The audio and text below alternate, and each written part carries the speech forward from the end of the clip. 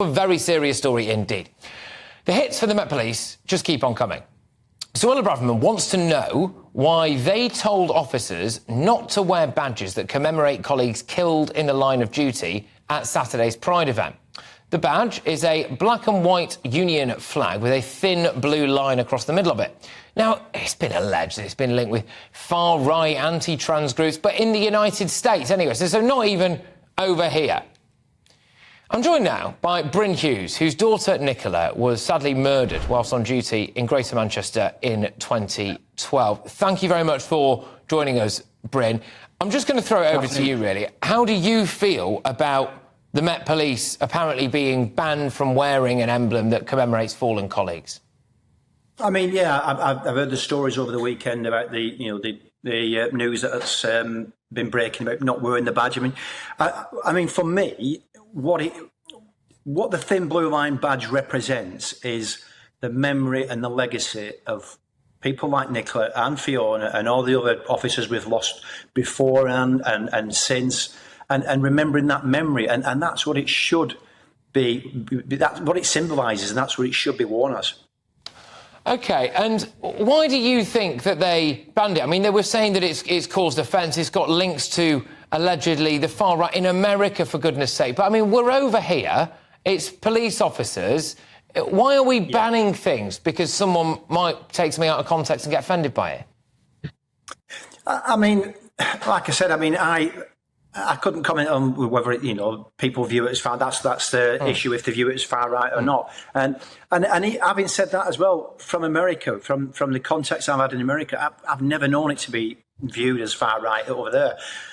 But I mean, if we lined up 100 police officers in the UK now, and we asked each and every one of them why are they wearing it, they would all say, without a shadow of a doubt, in memory and support of the fallen colleagues and the fallen colleagues' families. No, exactly. And if it's all right with you, Bryn, I think it might be worth remembering the context in which we're having this discussion and talking a little bit about Nicola and what happened, and therefore, as well, frankly, why this badge is so important, because it shows, unfortunately, the kind of risks that our brave police force put themselves in on a daily basis. So, yeah, would you mind just letting our viewers know? Is that all right? Yeah, well, I mean, obviously, 2012, 11 years ago, I lost my daughter Nicola. She was 23 years old. She was a police officer in Greater Manchester.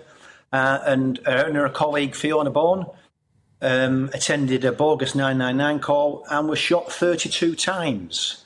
And after they were shot 32 times, they had a grenade thrown at them. And that again represents that thin blue line of police officers. That every time we lose someone like Nicola and Fiona and everyone else since, that blue line gets a lot thinner. And at times that's all that stands between the general public and people that would do us harm. And that's what it represents for me.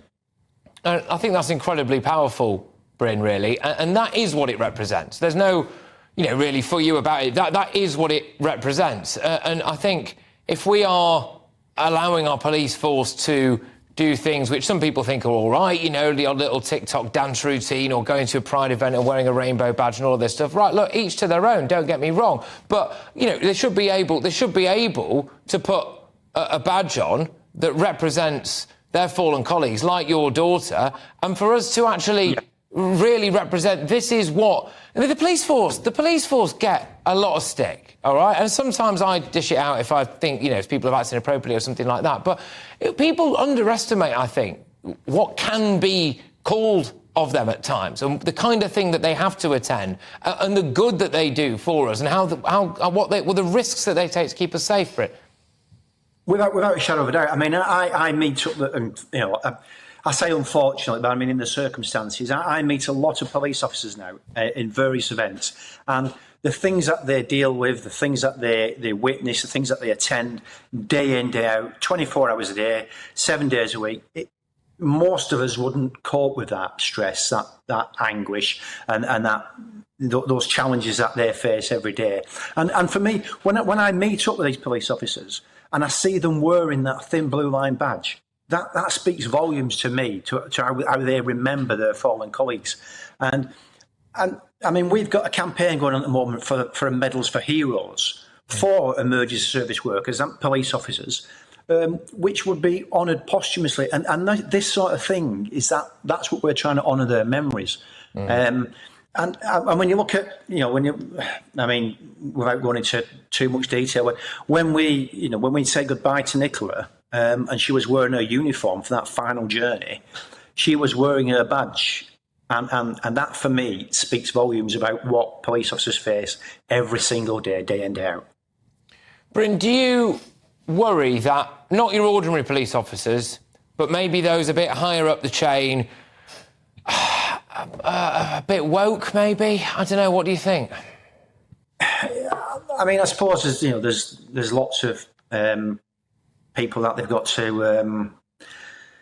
I don't know. They've got to satisfy a lot of people, I suppose. And when one decision can be judged, differently by those people higher, and I think sometimes what you need to remember is that thin blue line of those 140,000 police officers in the UK. They need support as well. They need support that day in, day out, and they need to be reassured that those higher than them are supporting them on a daily basis. Yeah, 100%. Look, Bryn, thank you very, very much for coming on and talking about your story and talking about Nicola's story as well, and speaking so passionately about that issue. Take care. It's Bryn Hughes there. His daughter Nicola was sadly murdered while on duty at Greater Manchester.